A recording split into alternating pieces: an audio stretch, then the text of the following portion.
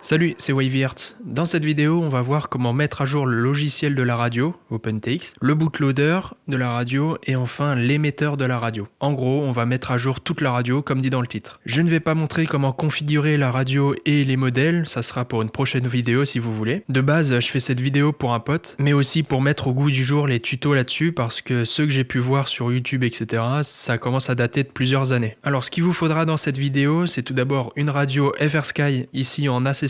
Pour les radios Access, c'est à peu près pareil, mais le grand principe est le même. Il vous faudra un câble USB en USB mini comme ça pour brancher la radio au PC, et du coup un PC avec internet, et enfin une carte micro SD pour la mettre dans la radio. De quelques gigas ça suffira, hein, genre 2 ou 4 gigas, c'est largement suffisant, et on va la mettre directement dans la radio. Donc moi ici c'est par derrière, et par exemple si vous avez une QX7, c'est ici. Je tiens à préciser que si vous ne faites pas n'importe quoi, mettre à jour une radio complètement, ça n'efface pas tous les réglages et tous les modèles qu'on a déjà fait.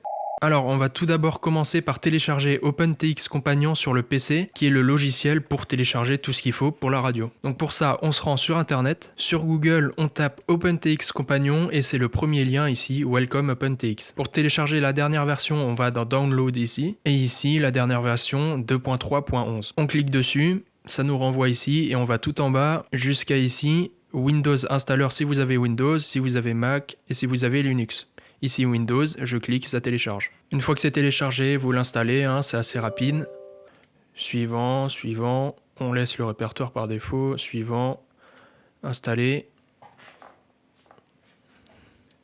Terminé et lancer OpenTX. Si c'est la première fois que vous le lancez, il y a plein de fenêtres qui s'ouvrent comme ça. On va tout fermer pour reprendre tout à zéro, comme ça si vous voulez faire une autre radio, ça sera le même principe. Du coup, on va pouvoir relier la radio au PC. Pour ça, il faudra mettre la radio en mode bootloader. Donc si vous ne savez pas comment mettre la radio en bootloader, pour ça, il faut mettre les deux trims juste en dessous des sticks vers l'intérieur et en même temps, on l'allume. Ça nous met ici OpenTX bootloader. Vous ne faites rien là-dessus, vous branchez directement le câble USB au PC.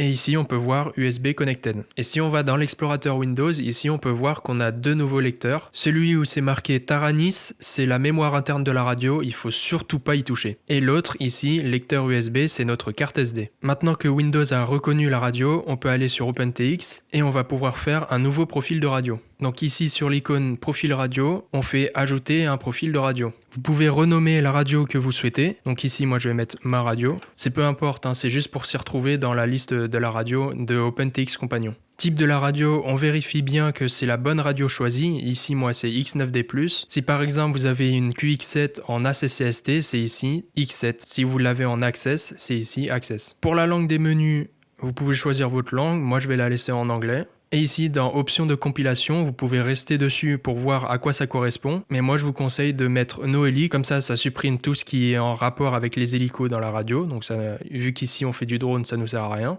Donc je clique dessus. Et aussi Lua, parce que les Lua scripts, c'est vraiment pratique pour la radio. Vous pouvez ajouter un écran d'accueil. Moi ici, je ne vais pas le faire, mais vous avez plein de tutos sur internet très bien faits. Et ici, très important, chemin de la structure de la carte SD. On va sélectionner un dossier. Et ici, on va sélectionner surtout pas la mémoire interne de Taranis, mais bien notre carte SD. On laisse ça ici, sélectionner un dossier. Et dossier de sauvegarde, pareil.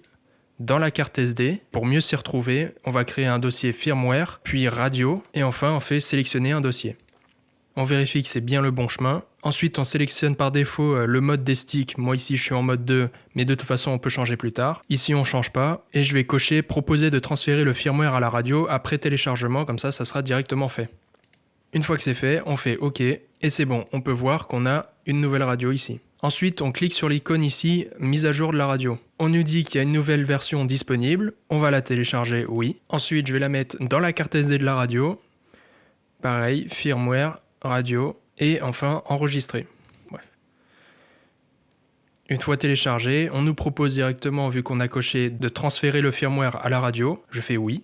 On vérifie encore une fois que c'est le bon chemin et la bonne version, et on peut faire transférer. C'est assez rapide, et une fois que ça nous dit programmation terminée, on peut fermer. Avant de fermer OpenTX Companion, on va télécharger le contenu nécessaire pour la carte SD. Donc ici, sur l'icône de téléchargement, on clique dessus et on clique sur télécharger la carte SD. Ça nous renvoie sur internet. Ici, on vérifie que c'est toujours bien notre radio et on prend la dernière version. Ici, le 8 janvier 2021. On clique dessus, ça télécharge. Une fois téléchargé, on peut le dézipper soit directement dans la carte SD, mais ça va prendre du temps, soit dans un autre dossier sur le bureau par exemple, qu'on va pouvoir tout transférer une fois que c'est fait. Donc ici, je prends tout et je dézippe dans un nouveau dossier.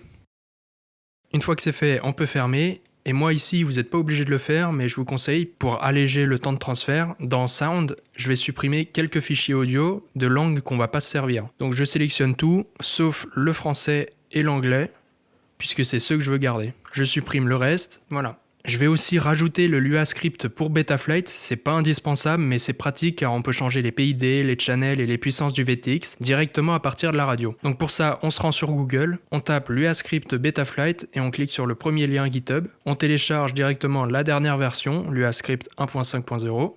On ouvre le zip. Dans OBJ, ici, je vais tout prendre et directement dézipper dans le dossier pseudo carte SD qu'on est en train de faire. Voilà, on peut fermer. Et pour finir, on va renommer le fichier sauvegarde qu'on a téléchargé dans le dossier firmware tout à l'heure pour pouvoir mettre à jour le bootloader. Donc pour ça, je vais dans la carte SD, firmware, radio, et ici un autre fichier qu'on va renommer. Il faut juste renommer en un nom plus court pour que la radio prenne en compte. Donc maintenant, dans la carte SD, on va pouvoir mettre tout ce qu'on a téléchargé dans le pseudo dossier carte SD qu'on a fait. Donc ici, c'est tout ce qu'on a téléchargé. Et on fait copier sur la carte SD. Ça va prendre un petit peu de temps parce que le protocole USB de la radio est assez long. Quand c'est terminé, on peut débrancher la radio. Donc ici, moi, je vais débrancher. Ensuite, on va sur Exit, Enter, et redémarre. Et on va vérifier que le logiciel est à la bonne version. Donc pour ça, je maintiens menu enfoncé. Dans Page, je change de page jusqu'à la dernière. Et ici, on peut voir Firmware OpenTX X9D+, et la version 2.3.11. Donc ça c'est bon, on peut faire Exit, et maintenant on va mettre à jour le bootloader. On va aller dans les dossiers de la carte SD, je maintiens menu enfoncé longtemps, page, et ici on voit notre carte SD avec tous les dossiers qu'on a mis tout à l'heure. On va dans le dossier firmware, entrée, dossier radio, et ici on a notre fichier qu'on a renommé tout à l'heure. On appuie longtemps sur entrée, on nous propose de flasher le bootloader, on fait entrée. C'est assez rapide et une fois que c'est fait, c'est bon.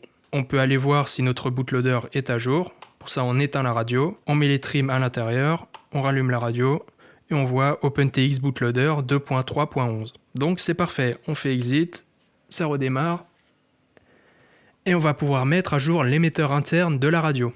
Pour ça, on commence par télécharger le firmware de l'émetteur sur le site de FrSky. Donc FrSky sur Google. Le premier lien, c'est le site, et le site est assez lent, je sais pas ce qu'ils foutent avec. Sur le site de FrSky, on va aller dans Downloads Product, et ici, on va choisir notre radio correspondante. Donc nous, c'est Taranis Series, je vais faire Load More, et moi, ça sera Taranis X9D+. Si par exemple, vous avez une Taranis QX7, ça sera ici. Si vous avez une QX7 en access, ça sera ici. Donc moi, je clique sur Taranis X9D, et je cherche le volet Firmware XJT. Je clique dessus, ça déroule, on vérifie que c'est le bon protocole, donc moi ici ACCST, et on peut faire directement Download. D'ailleurs, si vous voulez les anciennes versions de plein de produits de FrSky, il y a un mec qui a tout référé dans un dossier Drive. C'est pratique si par exemple vous avez des problèmes de compatibilité, tout ça. Donc merci à It's Blunty, et le lien du dossier Drive est en description bien évidemment. Donc par exemple, si vous voulez une ancienne version pour la Taranis, vous allez dans Module, ici XJT, les anciennes versions 1.7 et ici, voilà. Donc pareil, si vous voulez mettre une ancienne version sur par exemple un RXSR ou un XM+, etc. On va dans Receiver, on choisit par exemple notre RXSR et ici on a plein d'anciennes versions. Enfin bref, revenons à ce qu'on vient de télécharger. Ici, le firmware XJT, dans le zip, on a ça et on a deux versions, FCC et LBT. En gros, la différence c'est pour répondre aux lois et aux normes. Si vous habitez en Amérique, vous prenez FCC, mais ici on est en Europe et la version européenne c'est LBT ou EULBT pour les anciennes versions. On va le mettre dans la carte SD de la radio, donc pour ça on va mettre la radio en bootloader et on la branche sur le PC. Donc ici bootloader et on la branche sur le PC. On choisit bien la carte SD de la radio et le firmware de l'émetteur, je vais le mettre dans firmware. Je vais créer un dossier XJT et ici je dézippe la bonne version dans la carte SD directement. Une fois que c'est fait, on peut débrancher la radio. On fait Exit, ça redémarre et on se rend ensuite sur les dossiers de la carte SD. Donc maintien long sur menu, dans les dossiers, dossier firmware, XJT qu'on vient de créer. Et ici, on a notre version. On fait un appui long sur entrée. Et là, faut surtout pas se tromper, on veut flasher l'émetteur interne XJT de la radio, donc on fait flash module interne. On fait entrée, et ici, ça va prendre un petit peu de temps, le temps que ça écrive.